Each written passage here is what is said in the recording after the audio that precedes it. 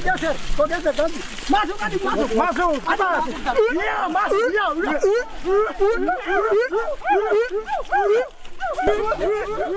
Kayu besi rawa sepanjang 17 meter ini disiapkan untuk membuat salib. Melihat panjangnya, timbul pertanyaan, siapakah yang akan disalib? Siapapun itu, pasti sesuatu yang lebih besar dari mereka. Tapi Frankie Woro, Casimilus Awe, dan warga suku Auyu di Papua Selatan ini tak akan melukai siapapun. Mereka memakai salib ini sebagai tanda perlawanan.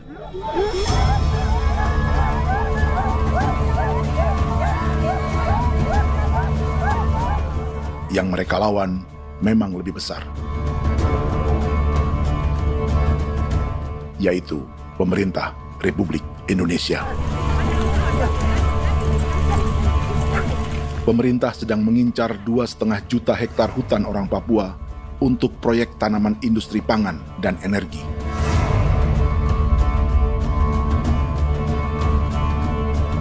Ratusan kilometer dari salib orang-orang Auyu itu, orang Muyu sedang menyiapkan gerakannya sendiri. Tapi kali ini dalam bentuk sebuah pesta. Pesta yang disiapkan oleh marga Kimco Jinipjo selama 10 tahun.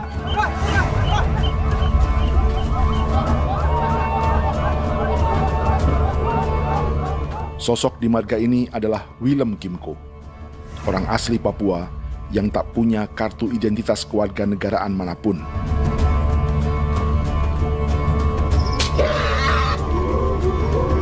Pesta adat ini sudah cukup langka, tak hanya di Papua, bahkan di kawasan Pasifik dan peradaban Melanesia. Awalnya bayarnya aneh kalau bukan. Intinya hati kau tidak lebih dan jitanya ya kati kau beri barang dipo. Kau memang ambil kau kuning. Ada gagasan dan gerakan sosial di balik pesta orang-orang Muyu ini. Sama dengan gerakan salib merah yang dimulai orang-orang Auyu. Salib ini akan menjadi yang terbesar dari 1.800 salib merah yang telah ditancapkan berbagai suku di Papua Selatan dalam 10 tahun terakhir. Ribuan salib merah yang dipadukan dengan palang adat adalah tanda larangan yang menyatukan unsur-unsur adat dan agama. Kami percaya bahwa kalau memang kami sudah tidak mampu untuk menyelesaikan persoalan ini, dalam hal ini perusahaan tidak bisa masuk, berarti kami minta bantuan kepada nenek moyang dan Tuhan.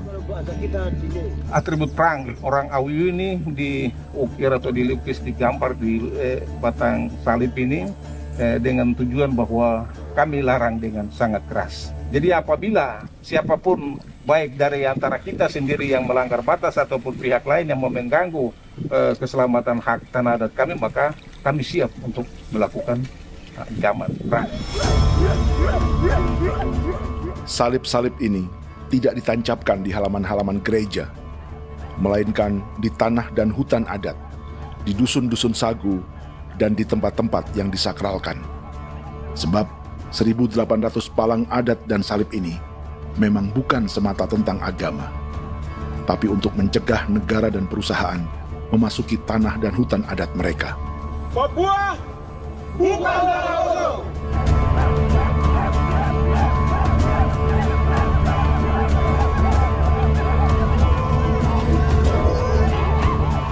Di zaman TikTok ini, kami ingin menceritakan semua ini lewat film yang pendek.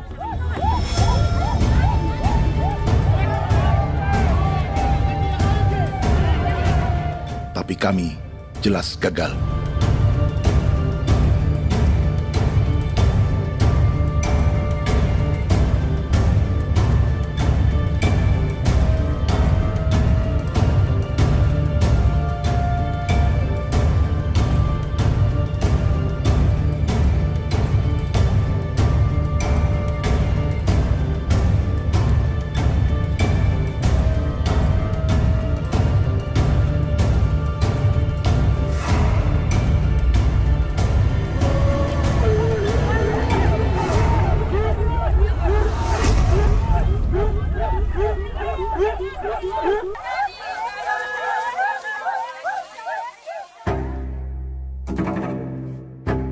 Di planet ini, ada 5 pemilik hutan hujan tropis terluas yang tersisa.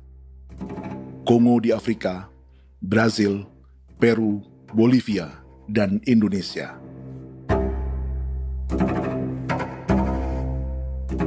Di Indonesia, satu-satunya pulau yang hutannya masih terjaga adalah Papua, pulau terbesar kedua di dunia setelah Greenland. Lewat sejarah kolonialisme yang panjang, pulau ini kini dikuasai 2 negara. Bagian barat oleh Indonesia yang juga dikenal sebagai West Papua, dan bagian timur menjadi Papua Nugini. Dan tepat di perbatasan ini, di bagian Indonesia, sedang terjadi proyek pemusnahan hutan terbesar di dunia.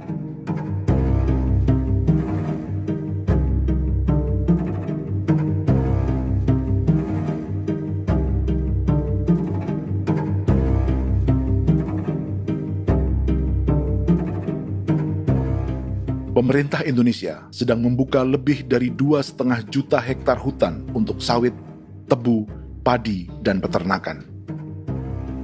Ini disebut proyek strategis nasional untuk lumbung pangan dan energi yang jadi ambisi 3 presiden. Bagian terbesar direncanakan untuk mencetak sawah seluas 1,3 juta hektar. Lalu bagian lain akan ditanami tebu seluas 560.000 hektar untuk gula dan bioetanol. Setiap liter bensin di Indonesia akan dicampur bioetanol 10% atau E10. Ada 10 perusahaan di proyek ini, dan semuanya dimiliki oleh 1 keluarga saja. Berikutnya, ada areal sawit seluas 400.000 hektar untuk biodiesel. Targetnya mencampur 50% solar dengan minyak sawit atau B50. Dan terakhir, pemerintah akan membuka peternakan seluas 380.000 hektar. Jadi, apa yang salah dengan proyek pangan dan energi ini? 5 orang Papua dalam film ini akan menjawabnya.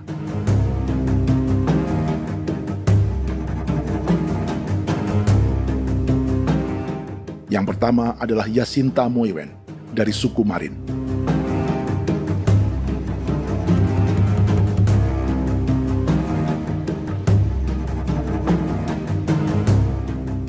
Yasinta dan warga di distrik Ilwayap di Merauke sudah menjadi korban. Hutan dan rawa sebagai sumber pangan dan ekonominya telah dihancurkan.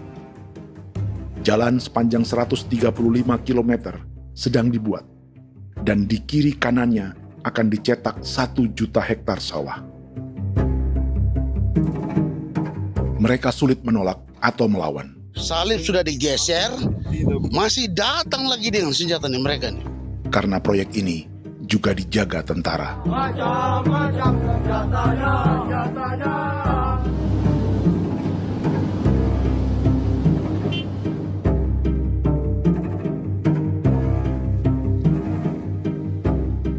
Yang kedua adalah Natalis Buer di distrik Tanah Miring, Merauke. Petani milenial ini merasa ditelantarkan. Sebab setelah hutannya diubah menjadi sawah, sebagian sawah-sawah ini tak tergarap. Orang asli Papua seperti Natalis tak punya modal untuk benih, pupuk, perawatan, hingga ongkos panen.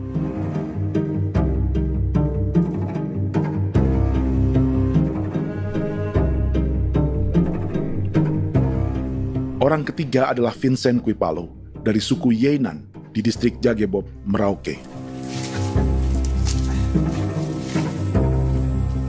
Vincent dan suku Ye sedang menjadi korban. Hutan adat orang-orang Ye sedang dihancurkan untuk perkebunan tebu dan bioetanol.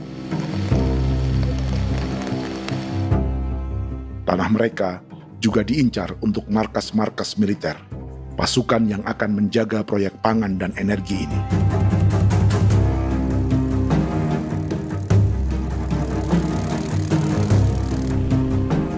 Yang keempat adalah Frankie Woro dari suku Auyu di distrik Fofi, Kabupaten Bovendigul. Hutan dan tanah mereka terancam perluasan perkebunan sawit untuk campuran biodiesel atau B50. Orang-orang dari suku Auyu ini adalah calon korban. Merekalah salah satu pelopor gerakan Palang Adat dan Salib Merah. Meski kadang berseberangan dengan gereja yang mereka anggap lebih mendukung pemerintah dan perusahaan. Mereka bahkan sedang merencanakan gerakan yang lebih besar, dengan salib yang lebih besar. Tanah milik Somu Sobisiba itu bahwa tanah ini diciptakan oleh Tuhan dan memberikan warisan kepada kami.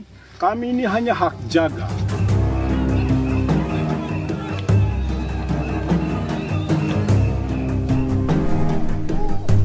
Sosok kelima adalah Willem Kimco dari suku Muyu di Bovendigul. Tokoh adat dari Muyu ini hidup di garis belakang proyek negara, sehingga belum menjadi korban. Tapi mereka sedang bersiap menghadapi segala kemungkinan. Tinggal di belantara dan perbatasan membuat sebagian mereka tak punya status kewarganegaraan. Tapi mereka telah hidup jauh sebelum ada Indonesia atau Papua Nugini.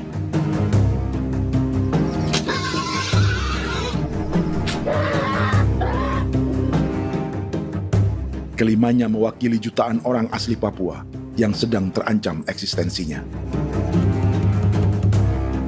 Jika kita merasa kepunahan peradaban Neanderthal di Eropa, Aztec dan Inca di Amerika, atau aborigin di Australia adalah sejarah masa lalu, film ini menceritakan bagaimana pemusnahan sebuah bangsa dan kepunahan sebuah peradaban sedang terjadi di masa hidup kita. Kepunahan bukan karena kerusakan lingkungan dan ruang hidup semata, juga karena dihantam 60 tahun operasi militer.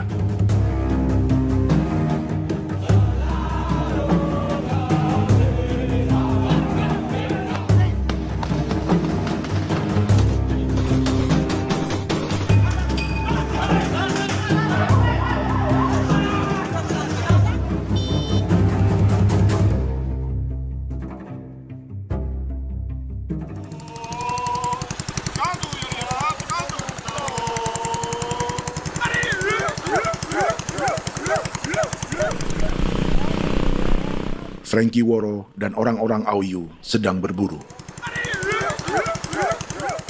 Tapi lokasi perburuan mereka mulai dikuasai perusahaan perkebunan sawit.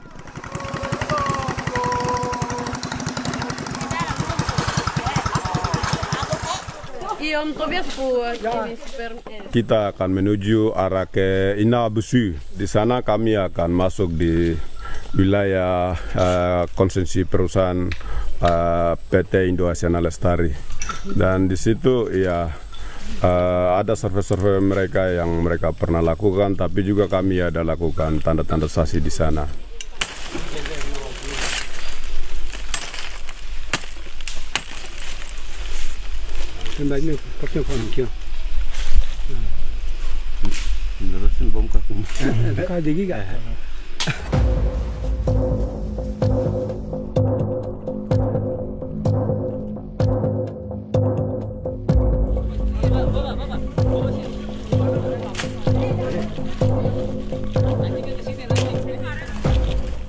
Dapat dengan yang induknya, tapi karena induknya dia lari dan terlambat kerja, akhirnya yang bisa kita dapat dia punya anak ini saja. Ini kalau pakai bahan kayak hasil.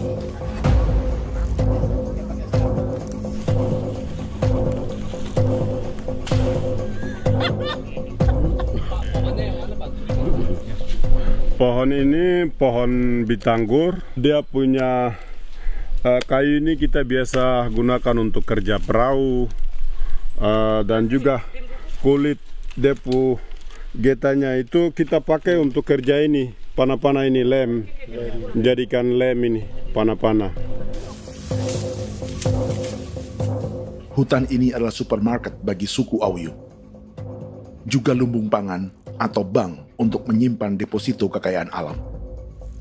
Hutan juga tempat yang penuh dengan sejarah suku, situs budaya, dan tempat-tempat sakral. Inilah yang sedang mereka pertahankan dari incaran pemerintah dan perusahaan. Untuk semua alasan ini, mereka menancapkan ribuan salib merah.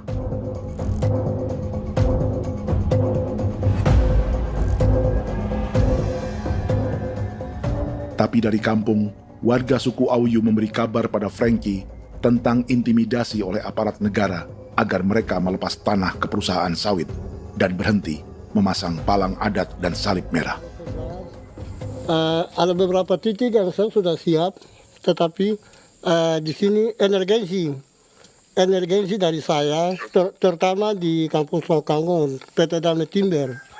Dia mengganggu saya dengan menggunakan kekerasan maupun pihak hukum.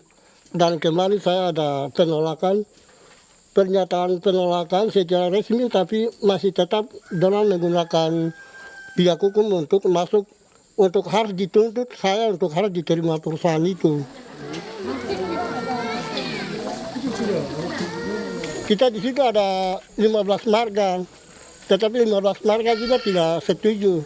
Marga-marga siapa yang terima dan marga-marga mana saja yang menolak. Nanti kita lihat dari pertimbangan itu, dan di situ dan kita undang mereka untuk bicara dengan kami. Sebagai sosok yang aktif dalam gerakan, warga Auyu terus memberi informasi lapangan kepada Frankie yang tak selalu berada di kampungnya. Izin pernyataan yang mereka paksa saya untuk tanda tangan itu, tapi sementara saya tidak tanda tangan. Data semua ada di tangan saya. Ya. Baik, kalau gitu itu lebih bagus karena tanda tangan itu yang berbahaya. Iya.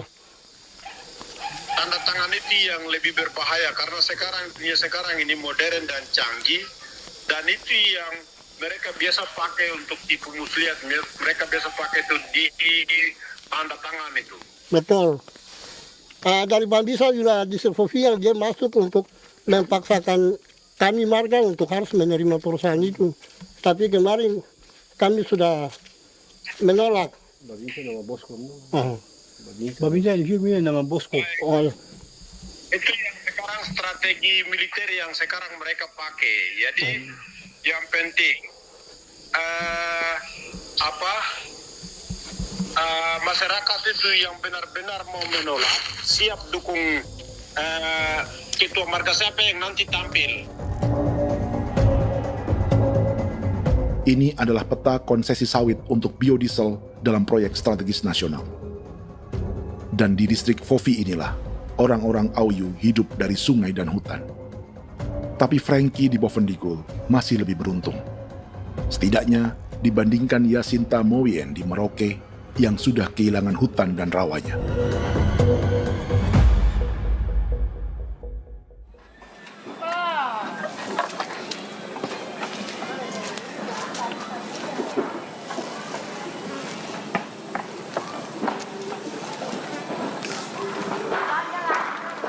Yasinta dari suku Marin adalah petani sayur di Kampung Wanam, distrik Ilwayap, Merauke.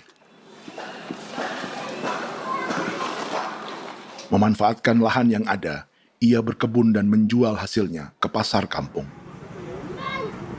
Ini ekonomi warga di Wanam untuk menghasilkan uang, lalu memberi barang kebutuhan yang tak bisa mereka produksi sendiri. Tapi kehidupan sebenarnya ditopang oleh ekosistem hutan dan rawa. Inilah sumber pangan utama dan peradaban mereka.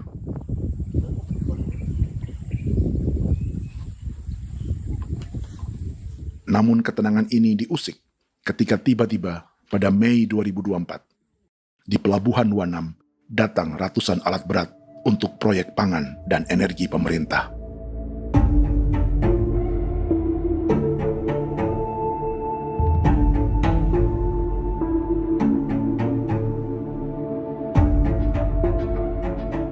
Kami masyarakat setempat kami tidak tahu. Kami kaget pagi-pagi kapal sudah ada di pelabuhan kami.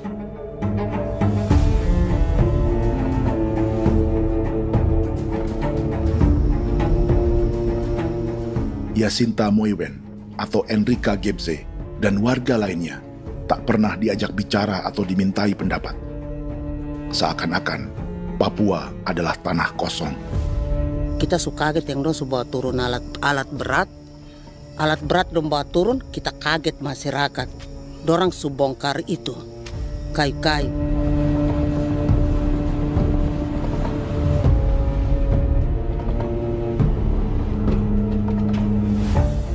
Bersamaan dengan alat-alat berat itu, juga berdatangan tentara Indonesia untuk mengawal proyek pembukaan hutan milik Jacinta.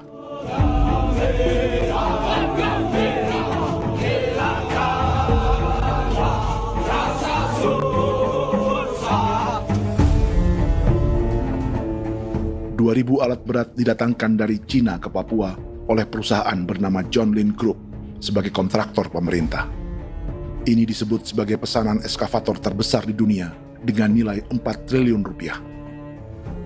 Misinya membuka hutan dan rawa milik orang Marin, salah satunya untuk membangun jalan sepanjang 135 km. Sementara di kiri kanannya akan dicetak sawah yang ditargetkan seluas 1,3 juta hektar. Jalan berupa garis lurus ini bukan rute tradisional ekonomi masyarakat. Jalan ini akan menghubungkan kawasan perkebunan sawit dan tebu di sebelah timur, juga untuk mobilisasi pasukan militer.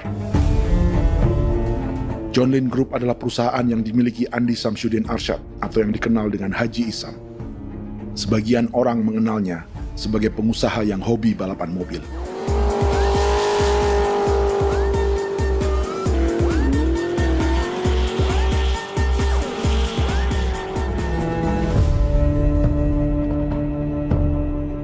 Tapi di Kalimantan, ia berbisnis batu bara, perkebunan sawit, pengolahan karet, penerbangan, perkapalan, dan biodiesel.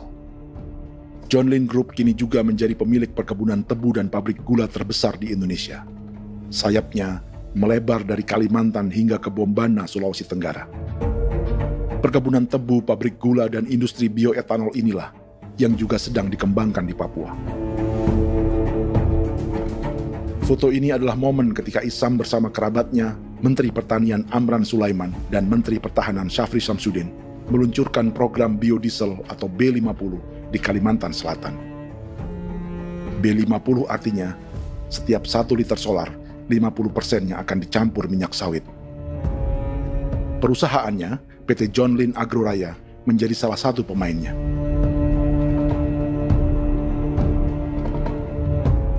Sepanjang tahun 2025, saham PT John Lin Agroraya pernah naik hingga 700%.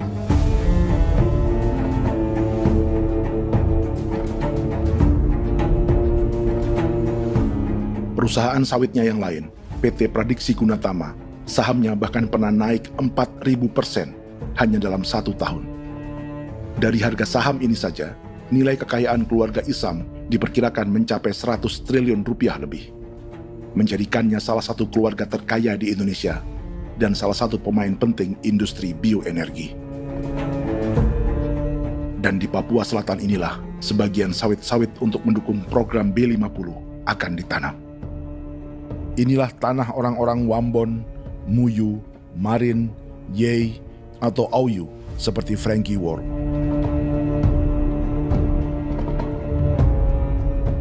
Haji Isam pernah menjadi tim kampanye nasional Presiden Joko Widodo dalam pemilu 2019 saat melawan Prabowo. Bintang Mahaputra Utama diberikan kepada Saudara Andi Syamsuddin Arsyad.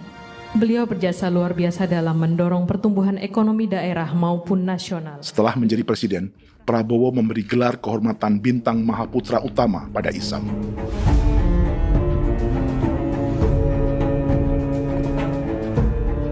Sejumlah menteri Prabowo, juga kerabat dan orang-orang yang pernah bekerja di perusahaan Isam.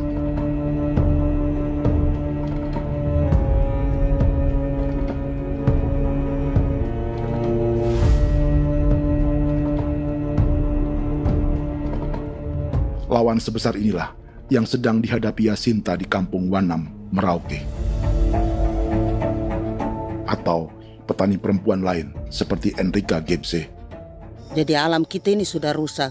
Jadi kita itu biasa jalan dari sini tuh harus pasang jerat di situ, harus cari makan di situ lagi. Itu tempat-tempat itu pasang-pasang jerat, tempat babi, rusa, sekarang sudah tidak ada lagi.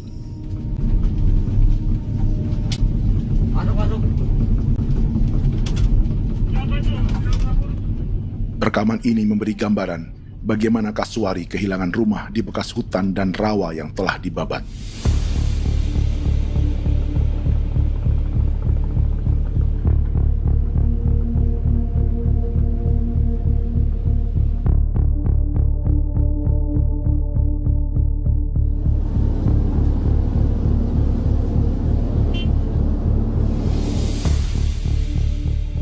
Keterlibatan tentara dalam proyek pangan dan energi di Papua memakai dalih bahwa ancaman terhadap negara kini tak hanya perang secara militer, tapi juga melalui pangan dan energi. Kementerian Pertahanan pun terlibat karena proyek ini dianggap operasi militer selain perang. Jadi tugas kamu adalah menjaga sumber cadangan pangan nasional. Macam-macam senjatanya, Proyek ini menambah panjang alasan mempertahankan kehadiran tentara di Papua dalam 60 tahun terakhir. Saat ini, jumlah tentara Indonesia di Papua mencapai 56.000 personel, atau ada 1 tentara untuk setiap 100 orang Papua. Bandingkan dengan rata-rata nasional, di mana hanya ada 1 tentara untuk 696 penduduk Indonesia. Itu belum termasuk polisi.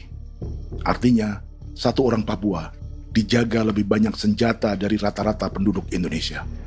Tanah dan hutan diambil secara sepihak untuk kepentingan pembangunan batalion dan bandar antariksa. Ini bentuk perampasan masyarakat. Penolakan kehadiran markas-markas militer terjadi di sejumlah tempat di Papua. Tak hanya karena trauma dan ketakutan, juga karena mengambil tanah-tanah adat.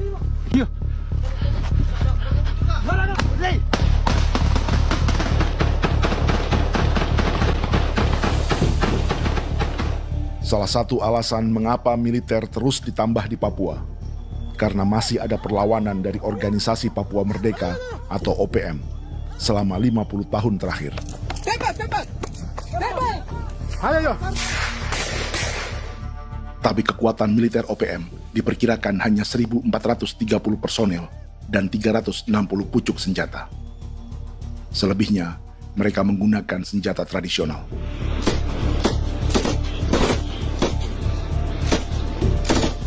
Dengan demikian, kekuatan tentara dan polisi di Papua 58 kali lebih besar dari gerilyawan Organisasi Papua Merdeka.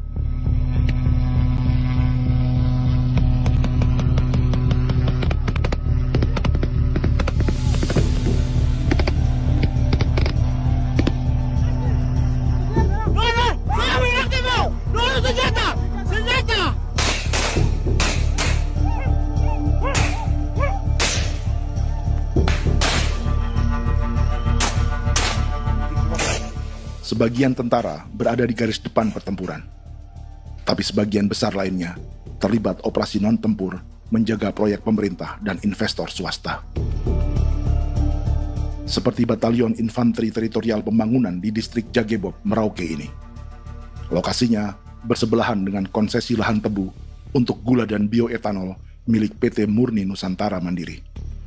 Baik perusahaan maupun markas militer, keduanya mengambil hutan milik suku Ye dari marga Kuipalo. Tapi dorong datang, tanam ini saja di sini, tanam Papa Nama ini. Victor Kuipalo menunjukkan apa yang terjadi. Jadi kita juga kaget ini. Nah, kalau ini Papa Nama ini memang, ini Papa Nama ditanam tapi bukan haknya mereka yang ini.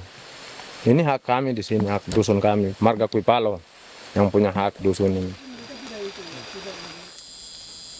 Setelah memasang patok, alat berat mulai bekerja untuk membangun markas militer di tanah orang Ye.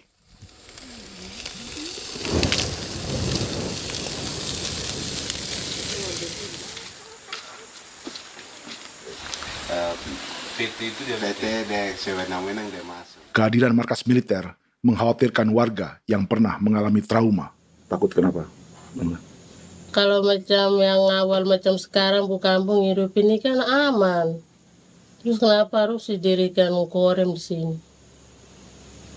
Bukankah dengan adanya Korem semakin aman ada tentara di sini? Kalau untuk kampung kayaknya tidak bisa aman kalau ada tentara, paling masyarakat dipukul itu ini.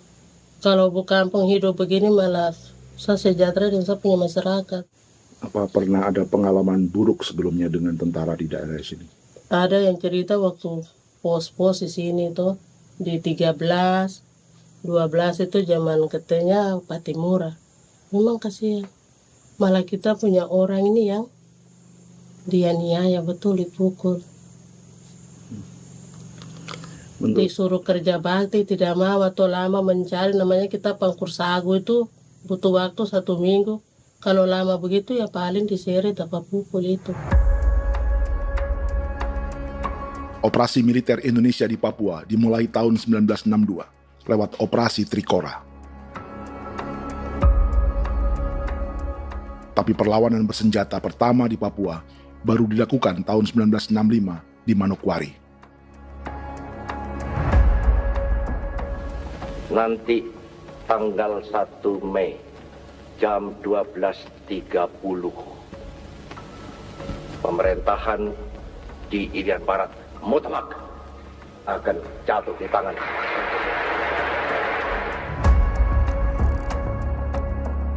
Sejak itu, selama 60 tahun, operasi militer untuk menaklukkan Papua terus dilakukan. Salah satu operasi militer paling berdarah adalah Operasi Wibawa untuk memenangkan Indonesia dalam jajak pendapat tahun 1969. 643 orang tewas di Paniai.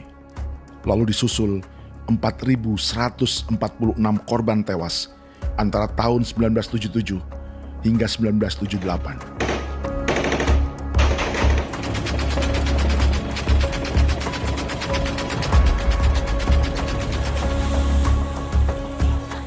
Operasi militer ini menimbulkan gelombang pengungsian hingga kini. Dewan Gereja Papua mencatat 103.000 orang menjadi pengungsi pada tahun 2025 dan nyaris tak diberitakan media-media Jakarta. Jumlah pengungsi terbesar tercatat di Nduga yang mencapai 20.000 jiwa. Banyak di antaranya yang sedang hamil, seperti Jubiana, salah satu pengungsi Nduga. O tagarik misi kagi be muguruk mbol selare di namen wane gosem bigari me egirik munene an nimbo misle bok selare ne wam dagyak lok prak de oy gore bangal no so ndak lok yo nandam yanet ndang no yat de nanendi ko nerwa membri wal marwa egirik munene wa tri ngel no semana o ngal siak ya ber kumbik nyak masala orena me wo suluk ri namen wani go semane kuman nak wani wani ndemo lo ndak misri namen bre go lo nak semana ne be minit waru ra kana bi ne dige war de mino pragit de laina bulan Maret April yana mana kantan barang ne lire na bam ne Jubiana lalu menamai anaknya pengungsi Kogoya. Selain Jubiana, juga ada Emma dari Maibrat yang melahirkan di hutan. Sampai di kampung gini, katanya bilang ada tentara yang bangun jembatan. Ya, capek itu juga pun masih tahan. Kembali lagi ke hutan lagi. Kita sampai sejatuh di tengah jalan, orang sampai terbanting di kayu semuanya. Berasa sakit begitu. Melengkapnya tuh Domika Serli, pengungsi Wako. Masyarakat sipil dari Kampung Aitrem sementara mengungsi karena kampungnya sementara dikuasai oleh TNI Polri. Seratusan ribu pengungsi di Papua saat ini jauh melampaui jumlah yang mengungsi ke Papua Nugini tahun 1984, yaitu 10.000 orang karena menghindari operasi militer.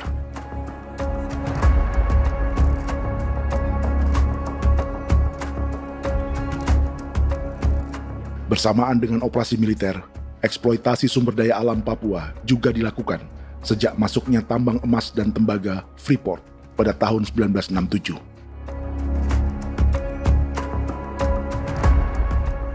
Disusul perkebunan sawit awal tahun 1980-an. Lalu ada perburuan buaya untuk diambil kulitnya. Sebelumnya, ada eksploitasi gas alam di Teluk Bintuni, pencarian besar-besaran kayu gaharu, atau pembukaan hutan tanaman industri. Ini belum termasuk perburuan dan perdagangan ikan arwana di selatan Papua, penebangan kayu merbau dari hutan-hutan Jayapura, emas di Blok Wabu Intan Jaya, bahkan nikel di pulau-pulau kecil Raja Ampat. Dan kini, dalam skala yang belum pernah terjadi dalam sejarah, Papua dipaksa mencetak sawah, tebu untuk bioetanol, dan sawit untuk biodiesel.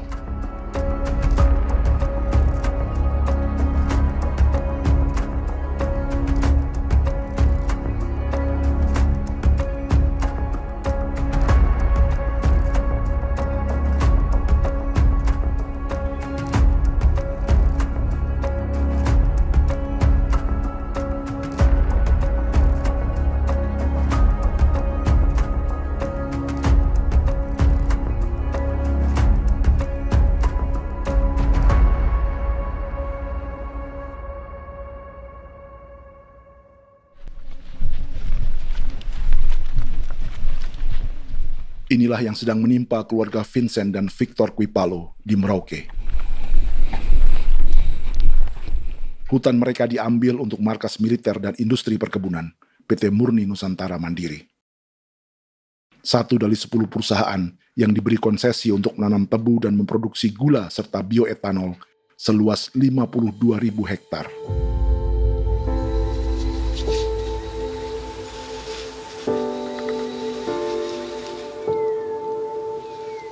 Perusahaan ini dianggap mengambil hutan dan tanah orang-orang Ye, terutama marga Kuipalo, yang memiliki hak adat terhadap 2.300 hektar hutan.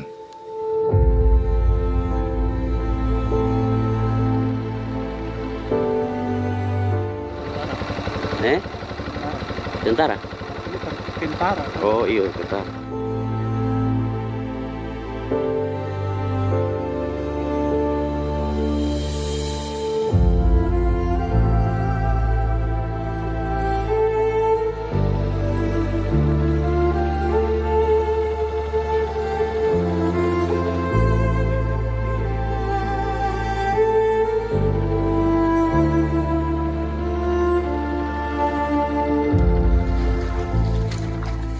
Keluarga Kuipalo sedang melihat apakah perusahaan semakin mengancam tanah mereka. Dan kekhawatiran itu terbukti. Iya, makanya tadi saya bilang ini dari sini saja dekat ini sudah masuk di dalam ujung lapang ini. Ini hutan, yang ini hutan yang dorong ada bongkar sekarang ini. Ini sudah punya alat sudah dekat ini. Dekat sekali ini. Ini di sini. Nacau, kelapa itu yang jalan lama, jalan setapak ini. Dari udara, terlihat alat-alat berat semakin mendekati tanah orang-orang Ye, marga Kuipalo.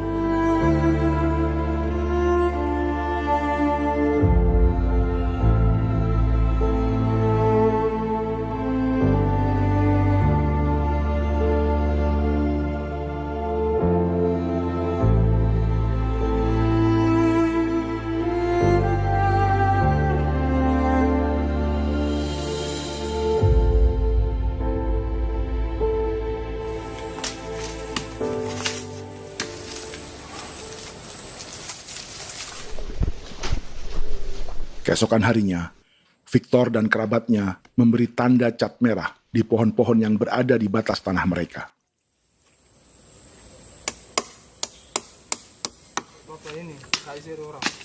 Tapi tanda peringatan adat ini tak diindahkan perusahaan.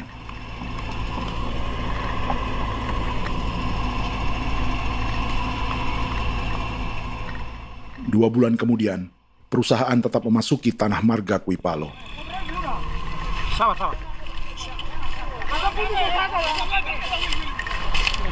Kami manusia, kau lihat. Tapi tidak sudah sakit hati sekali saya katakan adik. Ini sama baikin kalau pikiran berubah lagi.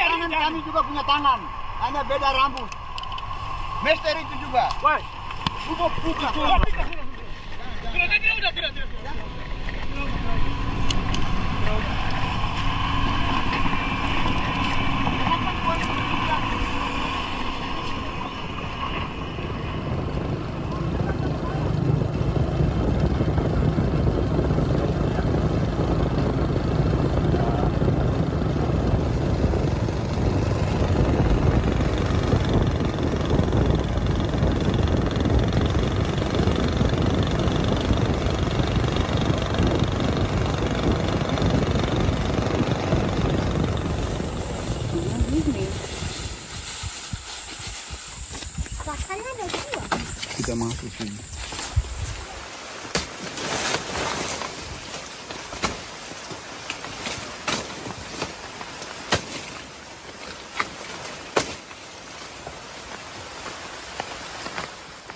Jadi ya untuk itu seperti saya katakan tadi, apakah lebih baik kita tidak usah ada kan atau bagaimana, kita pisahkan, pisahkan dari negara ini kan, jangankan tuh. Saya kemarin bicara sama Daniel, datang sama saya dengan persoalan Kodam ini, saya bilang Pak Daniel kalau lebih baik saya ngungsi ke Papua Nugini. Dia bilang, aduh Bapak jangan begitu. Ya memang kalau tidak bisa menghargai kami, lebih baik pilihan yang itu yang saya memilih. Lebih baik saya pindah dari sini. Saya mengungsi ke Papua Nugini, di negara tetangga. Masih di laut. Apa? Ada ini. Karena saya bilang sama Kapolsek Pak Agustus ini, 17 Agustus saya tidak kasih naik bendera merah putih. Saya bendera ada, nanti saya taruh di meja. Bendera saya ada. Karena saya punya pikiran percuma kita ini merasa bahwa kita hidup di bawah naungan merah putih. Ternyata merah putih tidak lindungi kami. Tidak anggap kami sebagai kami rakyatnya. Dia lambang negara. Dan kami menghargai lambang negara itu. Ternyata lambang negara ini, kita bernaung di bawah lambang negara ini, kita tidak dilindungi. Hak kita tidak dihargai.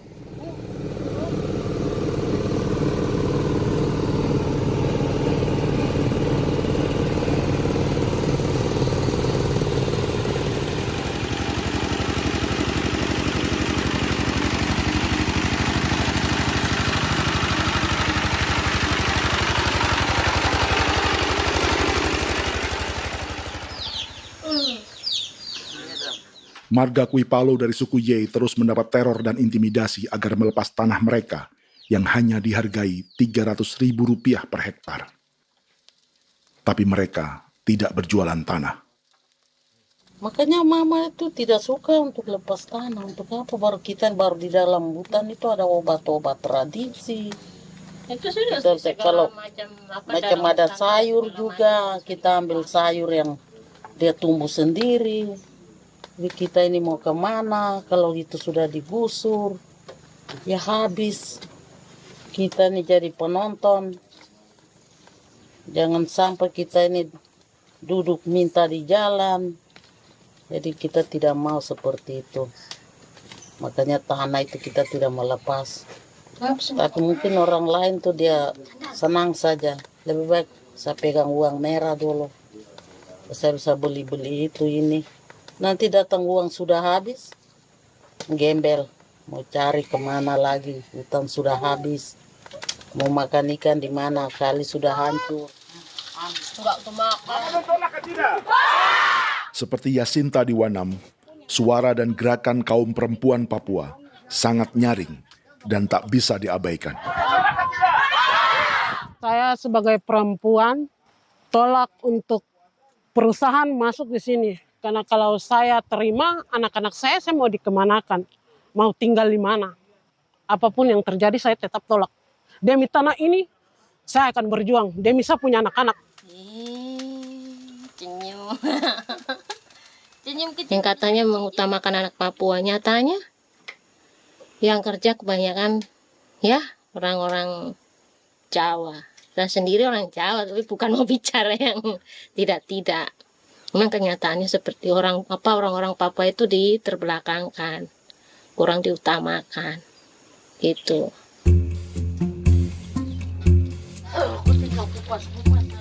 Proyek food estate seperti mencetak sawah, bukannya tak diikuti warga Papua.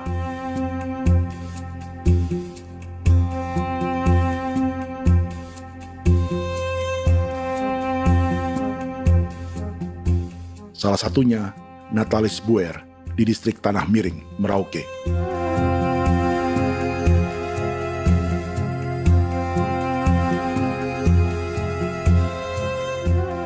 Setelah menghabisi hutan, pemerintah Indonesia mencetak sawah untuk tanaman padi karena beras mulai menjadi makanan pokok menggantikan sagu. Sebagian besar penggarapnya adalah warga transmigran yang datang sejak era 1980-an. Bahkan petani transmigran sudah ada sejak Belanda membuka proyek padi kumbe di distrik Kurik. Lokasi yang sering jadi langganan pejabat Indonesia memamerkan sawah di Papua. Tapi Natalis juga ingin belajar menanam padi atau bersawah. Namun ia kesulitan karena dibutuhkan modal untuk benih, pupuk, hingga pemeliharaan dan panen. Lalu sawah-sawah ini pun mulai dikuasai pendatang.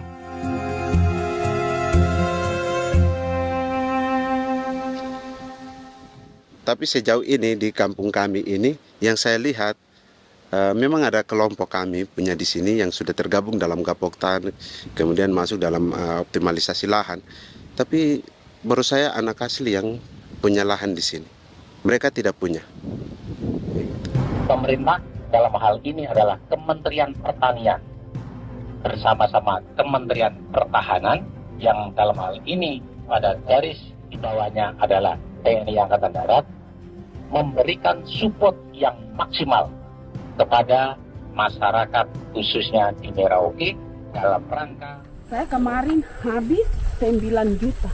9 juta ya? Iya, 9 juta karena dia sudah tidak dipakai toh. Ya. Dia sudah... Perempuan Papua seperti Filomina juga mau bertani. Pemerintah memberi bantuan Rp900.000 per hektar lewat program optimalisasi lahan atau OPLAH. Tapi dibanding biaya produksi dan harga jual gabah, Filomina mengaku berkali-kali rugi dan kini memutuskan tak lagi menggarap sawahnya. Terus kita harus cari uang untuk kondek. Betul. Karung kita beli. Karung beri sendiri lagi. Tenda kita beli.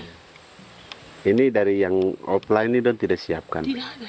Tidak ada ya, jadi mama don sendiri. Itu yang saya ada bilang, 900.000.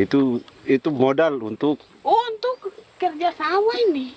Mulai dari kerja sampai nanti panen. Panen. Wih, ngeri sekali. Iya, lucu toh? Tidak dapat itu. Betul, Mam. Dong pemaksud begini. Kalau disuruh tanam ubi berhektar-hektar, mari datang. Kita tahu cara rawatnya bagaimana, iya. Tanamnya bagaimana, tanam model bagaimana supaya hasilnya model begitu. Kita tahu. Kalau yang ini kan kita baru belajar. Sebagian hutan milik warga Senayu di Merauke sudah dibuka untuk sawah dan kebun tebu oleh PT Global Papua Abadi.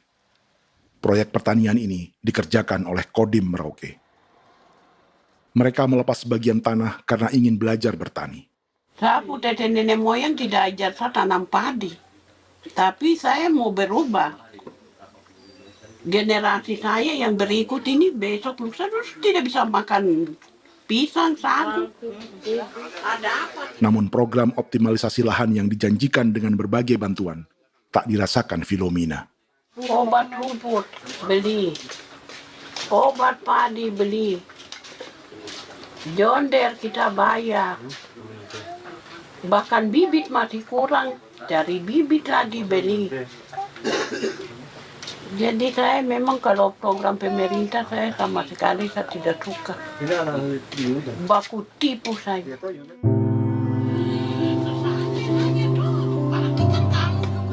Mereka merasa ditinggalkan sendiri, jatuh bangun belajar bertani padi. Sementara sumber pangan dan air yang semula mudah didapat, kini telah berganti sawah dan kebun tebu. Dulu kita masih bisa jalan, nanti masak di kali, pakai air kali. Minum pakai air kali. Sekarang, kok mau masak? Tidak ada air, sudah susu, mau minum tidak bisa. Sudah dengan obat. Drone semprot tebu itu saja drone. Drone yang semprot. Saya lihat di itu.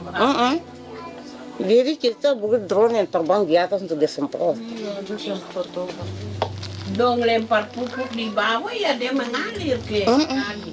Mengalir ke kali, ke rawa-rawa.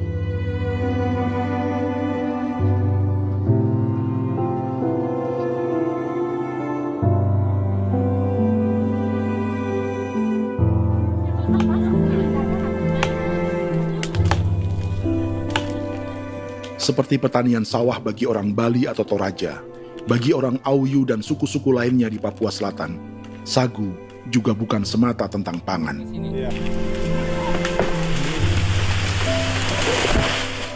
Bagi orang Auyu dan Marin, sagu adalah kerabat, sosok orang tua, sosok nenek moyang yang harus dijaga dan dilindungi.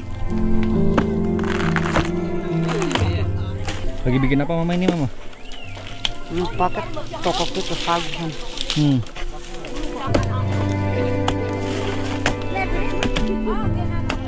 Kami diingatkan oleh leluhur, sagu itu tidak boleh digusur dan tidak boleh diganggu dengan cara apapun, dan di dalam rangka kepentingan apapun tidak boleh.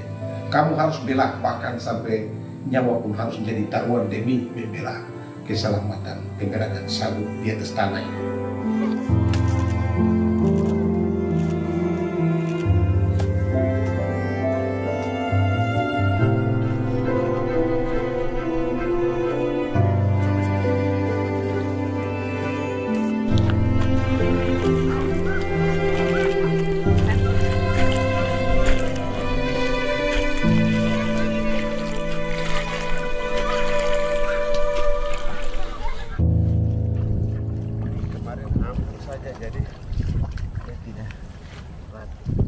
Menurut Natalis, pemerintah di Jakarta mendefinisikan lumbung pangan semata urusan beras dan mencetak sawah.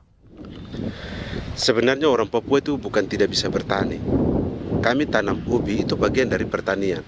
Nah, pertanian yang dimaksud oleh pemerintah itu harusnya selalu itu kalau bisa pemerintah harus spesifikkan pertanian apa yang dimaksud, pertanian tanam padi atau pertanian tanam ubi, petasan dan lain-lain. Ini yang harus dispesifikkan dulu.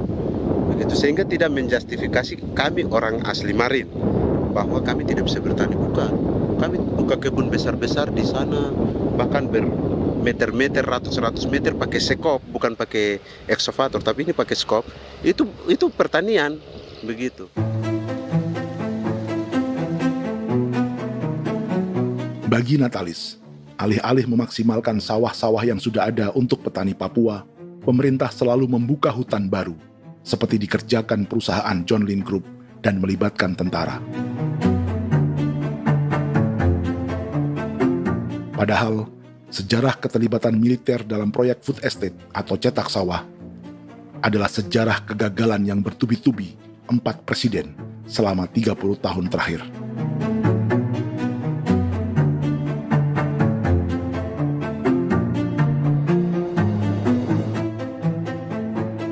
Papua bukan yang pertama menjadi proyek lumbung pangan yang melibatkan tentara. Kalimantan telah menjadi korban 30 tahun sebelumnya.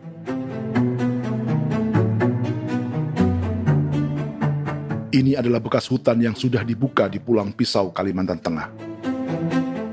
Tahun 1996, di era Presiden Jenderal Soeharto, ia menghabisi 1 juta hutan di lahan gambut untuk mencetak sawah demi memenuhi ambisi swasembada beras, bukan swasembada pangan. Hutan tropis Kalimantan dihabisi dalam skala yang belum pernah terjadi dalam sejarah. Di bawah rezim militeristik, tak ada yang berani melawan keinginan Soeharto, termasuk orang Dayak seperti Kuneng. Nggak bisa dihalangi itu. Nggak boleh dihalangi. Ya kalau ada kata-kata aja menghalangi, sudah kita diseret ke kepolisian dulu. Atau bisa langsung di PKI-kan. Iya, di PKI-kan gitulah. Jadi kita tuh nggak berani apa-apa dulu tuh. Apa maunya aja. Misal bilangnya A. Setahun setelah pengundulan hutan skala besar itu, tahun 1997, untuk pertama kalinya Kalimantan mengalami kebakaran lahan dan kabut asap terbesar dalam sejarah.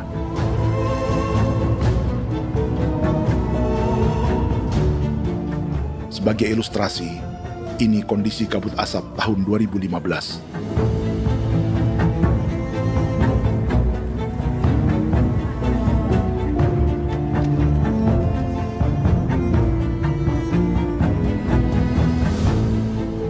Proyek 1 juta hektar sawah Jenderal Soeharto itu gagal. Bendungan dan saluran irigasi mangkrak hingga kini. Mei 1998, rezim Soeharto tumbang. 2 tahun setelah ia menumbangkan jutaan hektar pohon di Kalimantan. Setiap tahun, lokasi ini menyumbang kebakaran dan kabut asap yang merugikan jutaan orang. Sawah yang berhasil di Kalimantan justru bukan sawah yang dibangun Jenderal Soeharto, melainkan yang dirintis para transmigran sejak era 1980-an. Sawah-sawah inilah yang ikut digarap oleh militer di era Presiden Joko Widodo. Dan hasil dari proyek food estate Presiden Jokowi itu sama sekali jong nih, nggak ada harapan lagi sudah seperti ini. Tapi Jokowi terus memperluas area food estate hingga 16.000 hektar. Presiden Jokowi juga menyerahkan urusan lumbung pangan ini kepada Prabowo yang saat itu menjadi Menteri Pertahanan. Salah satunya di Kabupaten Gunung Mas, Kalimantan Tengah, untuk membuka perkebunan singkong seluas 31.000 hektar. Food Estate Singkong Jenderal Prabowo ini dimulai dengan membuka 600 hektar hutan di Tawai Baru. Proyek singkong untuk bioetanol ini pun dijaga tentara. Dan seperti Jenderal Soeharto, proyek Jenderal Prabowo ini pun gagal.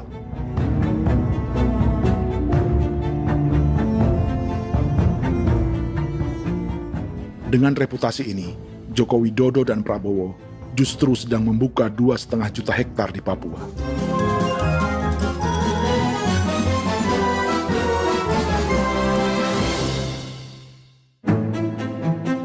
Setelah Jenderal Soeharto, Presiden Jenderal Susilo Bambang Yudhoyono juga mencoba membuka food estate di Papua sejak tahun 2010.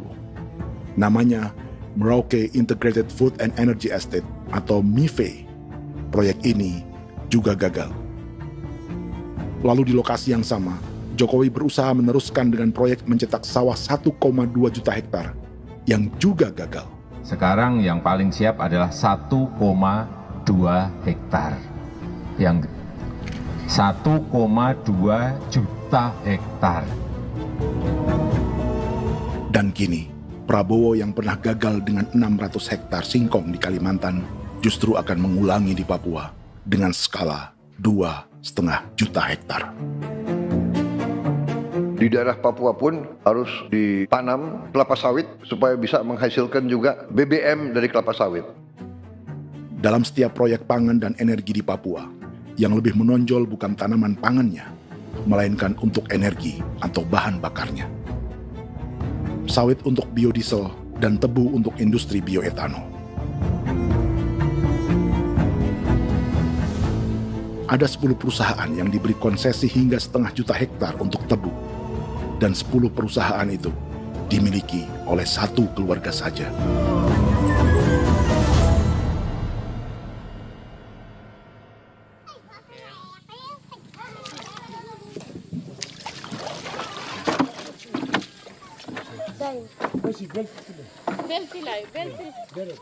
Para perempuan Auyu di Bovendigul akan berangkat memancing. Priska Beni membantu menyiapkan perahu.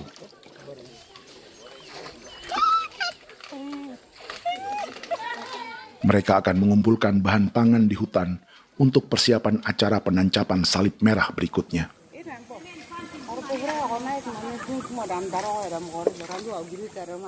Priska sudah mengambil posisi memancing.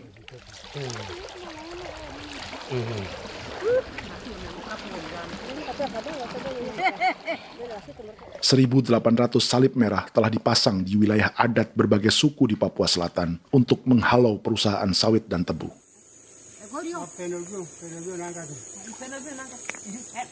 Maria Tebung yang paling muda datang membawa hasil. 2 ekor ikan gastor alias gabus toraja. Sebagai generasi Z, pendidikannya sampai sekolah dasar.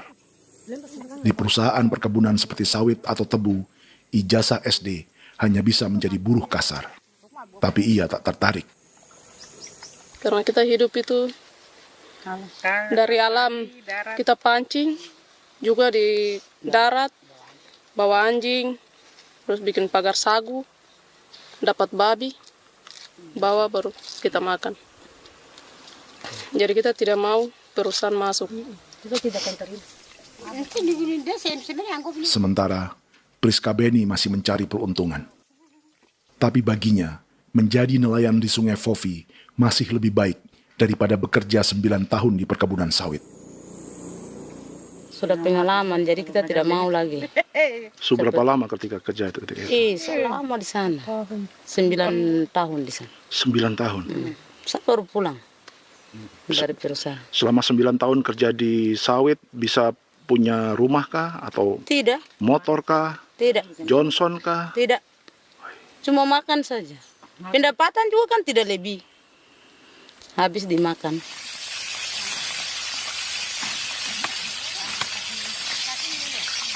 Satu minggu libur berapa hari? Tidak libur. Minggu tetap kerja? Tetap kerja. Tidak bisa ke gereja? Hari Minggu kerja. Hari Minggu juga kerja. Dia tidak mengenal agama perusahaan itu. Di grup perusahaan sawit Korindo, Priska digaji 2 juta rupiah per bulan dan tinggal di mes karyawan. Tapi gaji itu dipotong bahan makanan atau BAMA rata-rata 1 juta rupiah setiap bulan. Korindo adalah grup perusahaan yang salah satu usahanya adalah hutan tanaman industri dan sawit di Bovendigul dan Merauke. Di Papua, mereka memakai bendera PT Tunas Sarwa Ema. Perusahaan ini pernah memberi bantuan pada Keuskupan Agung Merauke. Keuskupan Merauke belakangan mengeluarkan pernyataan mendukung proyek strategis nasional di Papua. Umat Katolik yang memprotes sikap gereja tersebut ditangkap polisi. Jadi selama 9 tahun tidak bisa nabung? Tidak. Makan saja. Makan saja. Makan saja. Menabung bagaimana? Keperluan banyak. Tidak sampai. Habis di anak-anak uang sekolah. Uang 1 juta itu mana sampai. Menabung juga tidak cukup. Sudah pengalaman, jadi kalau di sini perusahaan mau masuk tidak.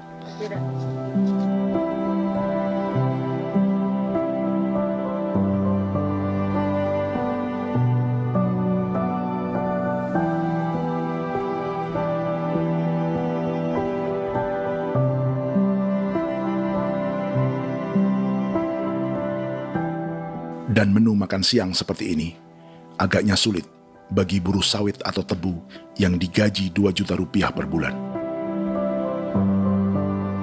Generasi Z seperti Maria Tebung atau generasi milenial seperti Priska Beni punya matematika ekonominya sendiri. Sawit untuk biodiesel atau tebu untuk bioetanol tak akan ada bedanya bagi mereka.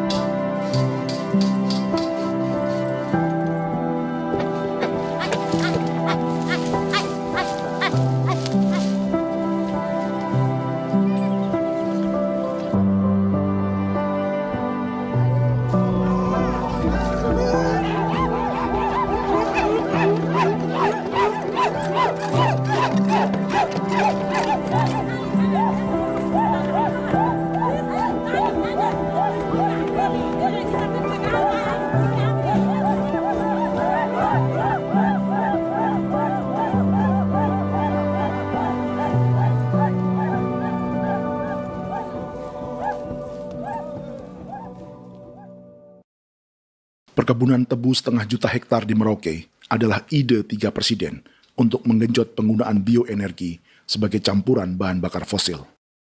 Selain swasembada pangan, swasembada energi di daerah Papua pun harus ditanam kelapa sawit supaya bisa menghasilkan juga BBM dari kelapa sawit.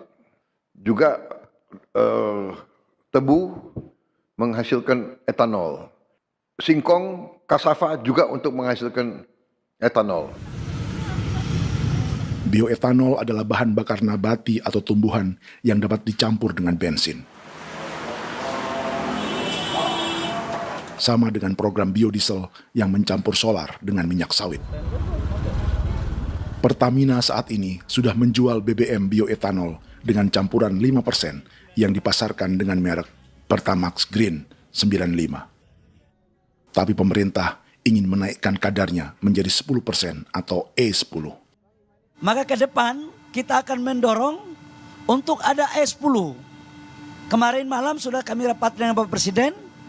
Bapak Presiden sudah menyetujui untuk direncanakan mandatori 10% etanol. Idenya untuk mengurangi ketergantungan pada bahan bakar fosil yang diimpor dan menimbulkan polusi.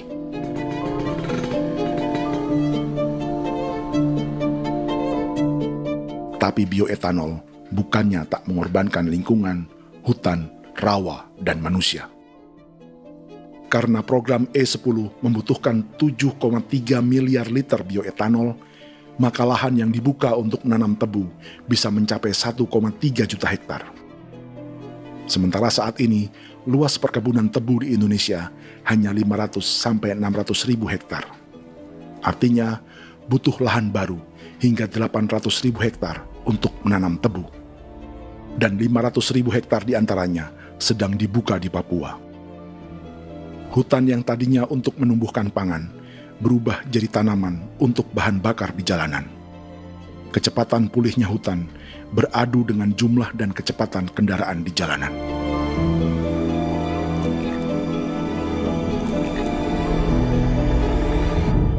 Dahaga terhadap energi tak pernah bisa dipuaskan. Setelah minyak sawit untuk biodiesel, dunia kini merambah singkong, jagung, dan tebu untuk bioetanol. Benua Amerika, Eropa, sebagian Afrika, hingga separuh Asia kini mulai memakai bioetanol sebagai campuran bahan bakar.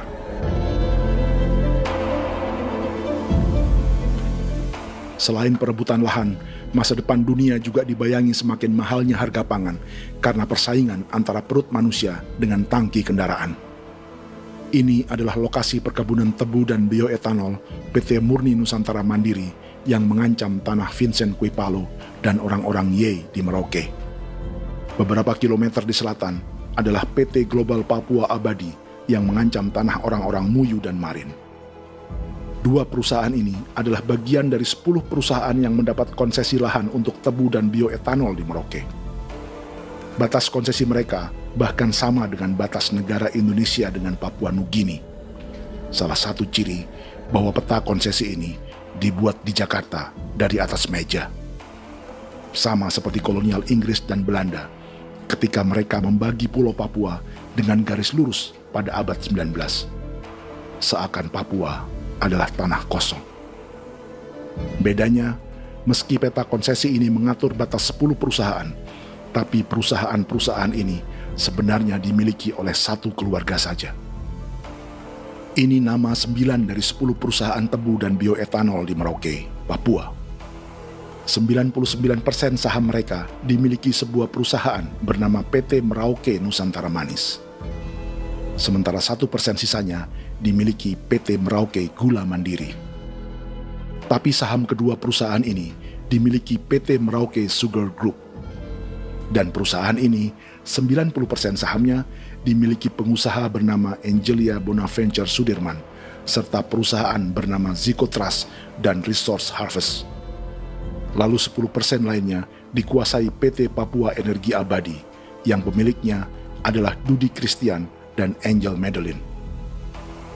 Sekarang, mari kita lihat siapa mereka. Angelia Sudirman adalah keponakan dari salah satu konglomerat sawit Indonesia, Martias Fangiono. 9 perusahaan di Papua ini berada di bawah bendera Merauke Sugar Group.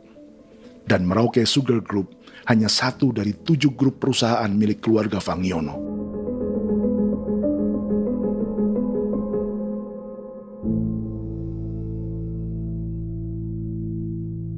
Ini Martias Fangiono. Seperti Haji Isam, Martias selama ini dikenal sebagai pengusaha sawit yang kini merambah bisnis tebu dan bioetanol. Ini momen saat penanaman perdana tebu di Merauke bersama Presiden Joko Widodo Juli 2024. Di sini juga ada anak Martias Fangiono, yaitu Wirastuti Fangiono. Wirastuti adalah salah satu yang menonjol dari keluarga Fangiono. Tahun 2025, Forbes mencatatnya sebagai konglomerat termuda dengan kekayaan 23 triliun rupiah yang mengendalikan 2 grup usaha, FAP Agri dan Surya Dumai Industri. Keduanya adalah perusahaan sawit dan biodiesel. Anak dan bapak ini adalah investor utama bagi Jokowi dan Prabowo untuk proyek tebu dan bioetanol di Papua. Sementara yang ini adalah mertua Sitorus, pemilik raksasa agribisnis dunia, Wilmar International, yang juga memegang konsesi sawit di Papua lewat berbagai perusahaan. Tapi mertua kini memakai bendera baru, yaitu KPN Corporation atau Karunia Prima Nastari. KPN inilah yang memiliki kelindan bisnis dengan keluarga Fangiono untuk proyek tebu Merauke. Apalagi grup Wilmar yang didirikannya juga pemain gula utama di Australia. Tahun 2010, Wilmar membeli 100% saham perusahaan gula terbesar Australia, Sucrogin. Akuisisi senilai 1,5 miliar dolar Amerika ini langsung menjadikan Wilmar pemain tebu terbesar kelima dunia. Sebagian bibit tebu yang ditanam di Merauke adalah varietas yang dikembangkan Lembaga Riset Gula Australia atau Sugar Research Australia. Sugar Research Australia lalu menjalin kontrak pengembangan bibit dengan PT Global Papua Abadi milik Fangiono. Tapi masalahnya, Sugar Research Australia adalah badan publik yang tugasnya memajukan petani tebu dan sebagian dananya berasal dari pajak warga Australia. Itu artinya, warga Australia membiayai pengembangan bibit tebu untuk investor dan pemerintah Indonesia. Dokumen ini menunjukkan bahwa lembaga yang dibiayai warga Australia itu pernah memiliki kontrak penyediaan bibit dengan PT Global Papua Abadi milik keluarga Fangiono. Kontrak itu baru berakhir pada November 2024. Artinya, saat Presiden Jokowi dan keluarga Fangiono menanam bibit tebu pada Juli 2024 ini, kontrak itu masih berlaku. Nama lain dalam keluarga ini adalah Siliandra Fangiono, yang pada tahun 2024 dijuluki Raja Sawit Termuda dengan kekayaan 39 triliun rupiah dalam catatan Forbes. Ia mengendalikan grup First Resources. Secara umum, keluarga Fangiono memiliki 20 perusahaan di Sumatera, 32 perusahaan di Kalimantan, 1 di Jakarta, 2 di Singapura, dan 25 perusahaan di Papua. Di Papua, perusahaannya tersebar dari Sorong, Mapi, hingga Merauke. Para politikus dan pejabat Indonesia terus membesarkan konglomerasi, meski Martias Fangiono pernah divonis 1,5 tahun penjara karena kasus pembalakan liar dan kebun sawit ilegal tahun 2007. Sementara tahun 2022, Wilmar terlibat kasus korupsi ekspor minyak sawit dan divonis mengembalikan kerugian negara 11,8 triliun rupiah. Tumpukan uang ini disebut sebagai pembayaran dari grup Wilmar yang diterima secara simbolis oleh Presiden Prabowo pada Juni 2025 lalu. Tapi peran raksasa biodiesel dan bioetanol dunia ini belum akan surut di Indonesia. Bahkan sebaliknya. Sebuah dokumen presentasi bisnis dari Wilmar International Limited pada tahun 2010 ini bisa menjadi petunjuk. Presentasi ini bagian dari proses pembelian 100% saham raksasa tebu Australia, Sucrogin. Dalam presentasi ini, Wilmar mengaku ditawari konsesi lahan 200.000 hektar di Papua, atau dulu disebut Irian Jaya, untuk menanam tebu. Dengan penerbangan hanya 2,5 jam dari kantor Sucrogin di kota Townsville ke Merauke, Wilmar akan mengawinkan bisnis gula dan bioetanolnya menjadi pemain dunia. Dan lokasi yang diincar oleh Wilmar adalah distrik Ilwayap di Merauke, kampung halaman Yasinta Moiwen. Dan persis disinilah, 14 tahun kemudian, ribuan eskavator John Lynn Group milik Haji Isam mulai membuka hutan sebagai kontraktor pemerintah. Presentasi dan gagasan ini dibuat oleh Wilmar pada Juli tahun 2010. Sebulan kemudian, Agustus 2010, pemerintah Presiden Susilo Bambang Yudhoyono meluncurkan proyek Lumbung Pangan dan Energi Merauke atau Merauke Integrated Food and Energy Estate. Targetnya membuka lahan 1 juta hektar dalam 5 klaster yang masing-masing 200.000 hektar. Angka yang sama dengan presentasi Wilmar. 5 tahun kemudian, 2015, giliran Presiden Joko Widodo yang mau melanjutkan proyek pangan dan energi 1,2 juta hektar. Menjelang pensiun sebagai presiden, Jokowi kembali menggencarkan proyek ini dan melibatkan Prabowo sebagai Menteri Pertahanan. Jokowi lalu mendukung Prabowo sebagai presiden berpasangan dengan anaknya, Gibran Rakabuming Raka sebagai wakil presiden. Kini, setelah menjadi presiden, giliran Prabowo yang melanjutkan proyek bioetanol dan biodiesel dengan memobilisasi militer dan melibatkan pejabat-pejabat yang juga para elit partai koalisinya.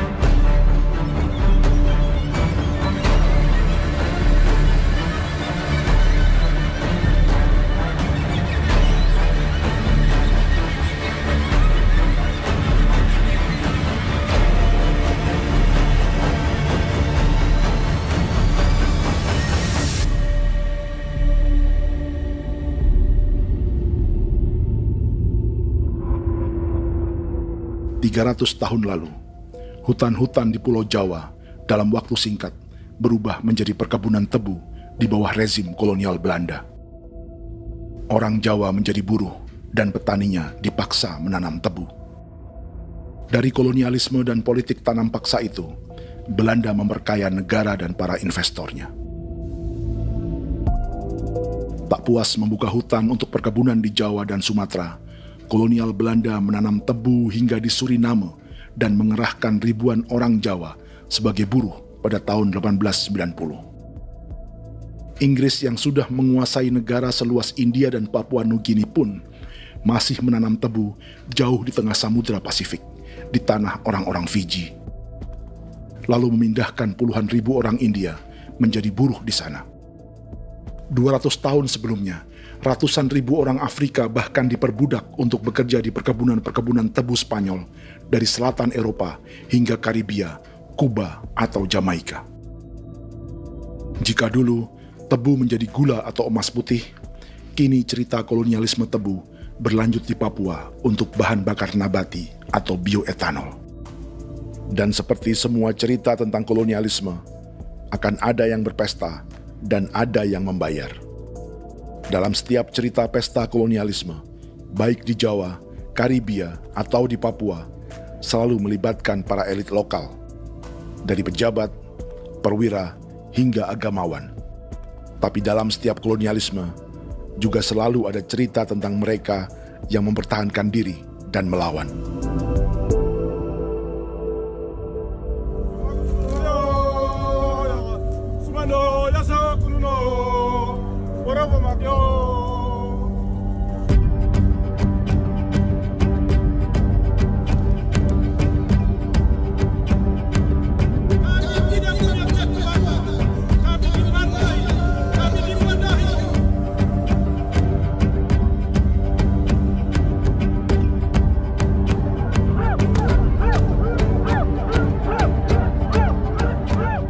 Dalam sejarah gereja Katolik banyak pemimpin-pemimpin yang adalah tanda petik itu adalah Judas juga. Jadi itu sudah pasti karena itu adalah manusia.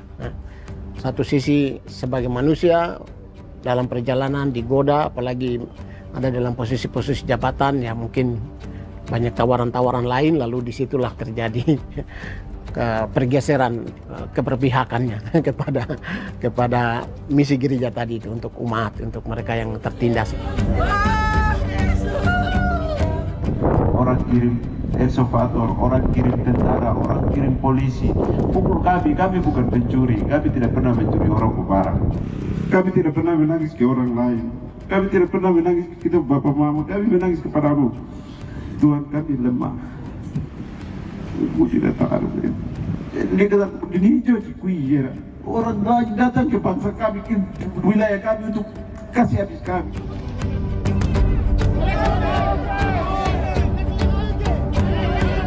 Ya Hakimam Dehi, Ya Hakimam Dehi, Bono Ya Hadikul Dehi, Bono Ya Hadikul Dehi. Kita buat sasi seperti begini untuk menolak perusahaan apapun yang masuk di tanah kami. Kalau kita kasih, kita bikin rusak sekarang, kita punya generasi berikutnya mau dapat kemana. Jadi kita nyatakan sikap di sore hari ini, kami tolak. Apa yang dilakukan pemerintah untuk PSN adalah kejahatan. Pemerintah bagian dari kejahatan, aktor perusak dan pembunuh terhadap negara, terhadap alam, hutan, terhadap manusia. Jadi negara jadi aktor pembunuh. Jadi Pilatusnya siapa? Negara, pemerintah Jakarta ini. Tanah Wiu bukan tanah kosong. Masyarakat adat kami rasakan. Perusahaan tolak. Biar langsung.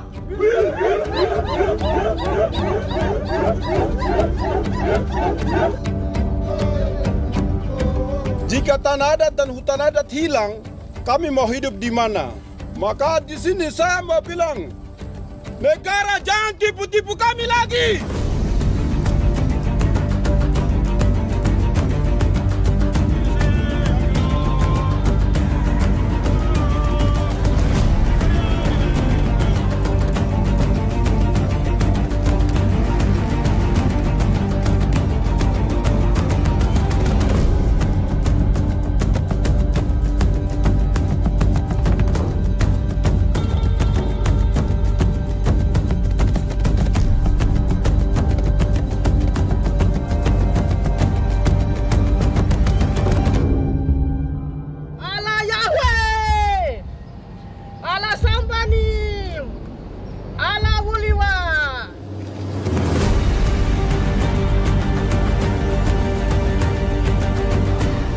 Kalau kami dianggap orang Papua itu bagian daripada Republik ini, tolong hargai kami.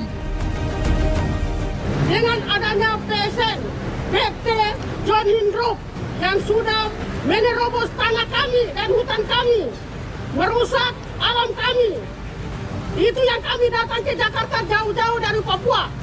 Kami mau bersuara kepada Bapak Presiden Prabowo Subianto, di mana keadilan untuk masyarakat Papua. Tolong lihat masyarakat Papua yang sudah mati. Kami bersepakat menyatakan, 1. Gereja-gereja di Indonesia mendukung masyarakat adat yang menolak proyek strategis nasional di tanah Papua.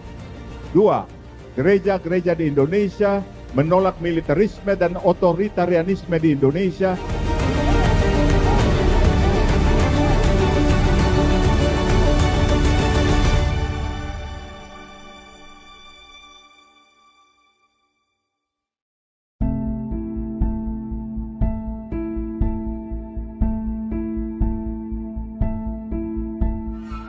Kita sering merasa banyak hal buruk sudah jadi cerita sejarah.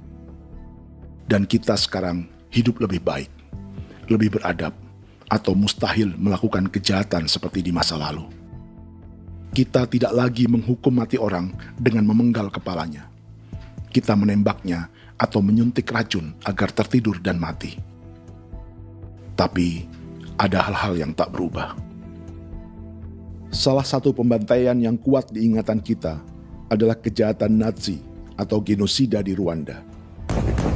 Padahal pembantaian juga sedang terjadi di masa kita, seperti di Gaza, Palestina. Penghancuran sebuah peradaban seperti Indian di Amerika atau aborigin di Australia juga kita anggap masa lalu. Sekarang kita merasa lebih baik dan lebih toleran. Padahal proses penghancuran bahkan pemusnahan yang sama sedang terjadi terhadap bangsa Melanesia di Papua. Begitu juga dengan praktik kolonialisme. Kita merasa penjajahan seperti dilakukan Portugis, Inggris, atau Belanda sudah menjadi sejarah. Dan Indonesia tidak mungkin menjajah. Padahal itulah yang sedang terjadi dan dirasakan di Papua.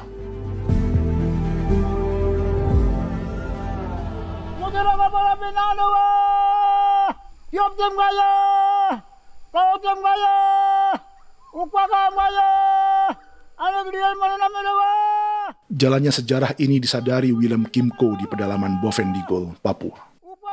Hidup terpencil dan tak tersentuh urusan negara bukan berarti selalu aman.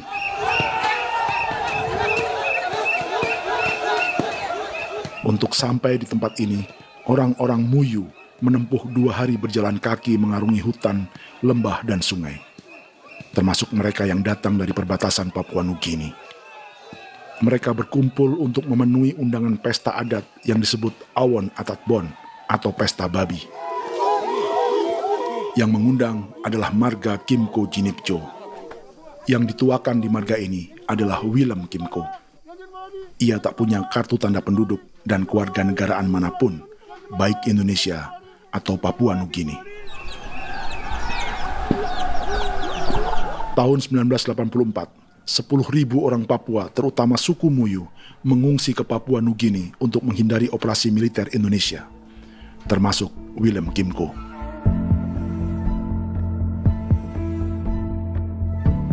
Apa yang membuat pesta adat ini istimewa? Apa bedanya dengan acara serupa yang dihadiri pejabat, tokoh agama, LSM, atau yang direkam oleh kru televisi dan konten kreator? 13, 14, 15, 18. Pertama, untuk membuat pesta babi, orang Muyu perlu persiapan selama 10 tahun. Sebab, babi-babi yang akan jadi bagian dari pesta ini tak boleh dibeli, alias harus dipelihara sendiri. Babi-babi ini bukan bantuan pejabat pemerintah, gereja, atau LSM.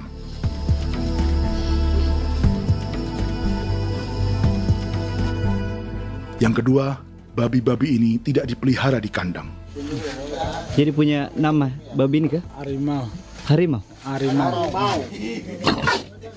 Dia kulit dengan ini bulu di harimau, macam harimau begitu, dan kasih nama harimau. Setelah diberi nama, mereka dilepas liarkan di hutan sejak kecil. 10 tahun kemudian, jika tiba saatnya pesta, para pemburu akan mencari mereka di dalam 479 hektar hutan milik marga Kimco. Suku atau marga lain tak akan mencurinya di hutan, karena mereka sudah punya babi dan wilayah masing-masing. Itu artinya, mereka harus tetap menjaga dan mempertahankan hutannya, agar babi-babi bisa hidup. Demikian juga dengan lahan pangan mereka, yang menumbuhkan sagu, keladi, atau aneka sayuran.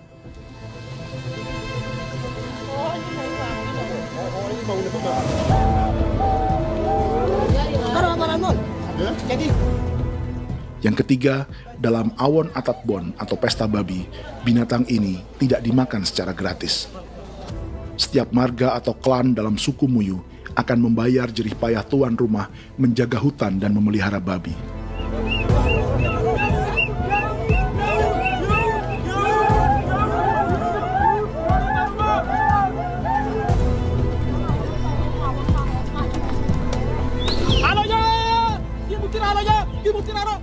Ini seperti arisan untuk menjaga budaya dan lingkungan. Bagian dari budaya dan ekonomi timbal balik yang ditandai dengan siklus memberi dan menerima.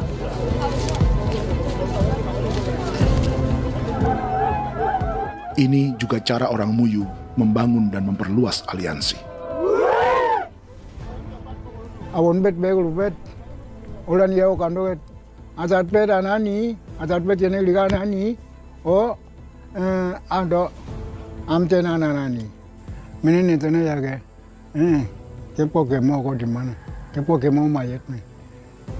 Kep tetek mau yang gue kep kan bet wini ke iftar event. Nih event nih tanah kadek nih. Oke. Kep kan nanti ku tahu kamu kepo kep pasar itu orang nih. Kon keneman gini wani. Koko kati bolon jabeng. Koko kuning bolon ja. Jika Willem Kimco dan marganya bisa menjaga hutan dan wilayahnya, marga lain ikut diuntungkan sebagai sebuah ekosistem. Demikian juga sebaliknya. Alasan keempat, mengapa pesta babi ini memiliki tempat khusus dalam peradaban orang Muyu, karena Willem Kim Ko khawatir peradaban mereka akan punah, menyusul ancaman terhadap ekosistem dan hutan. Setiap marga atau klan harus mengkonsolidasi diri dan membangun aliansi.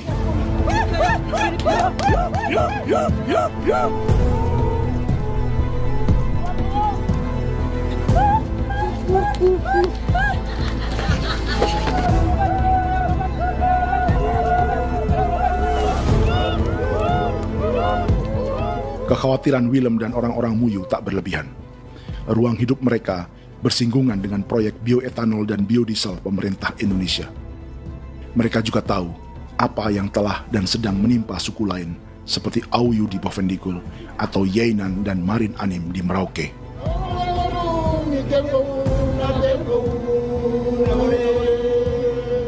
Jika suku-suku lain menggunakan palang adat dan salib merah sebagai gerakan perlawanan, orang-orang Muyu memakai pesta babi untuk mempersiapkan diri dan konsolidasi.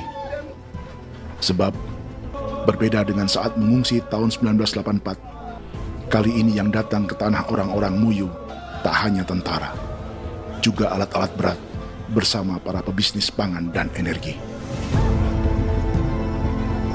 Manu, awan atas.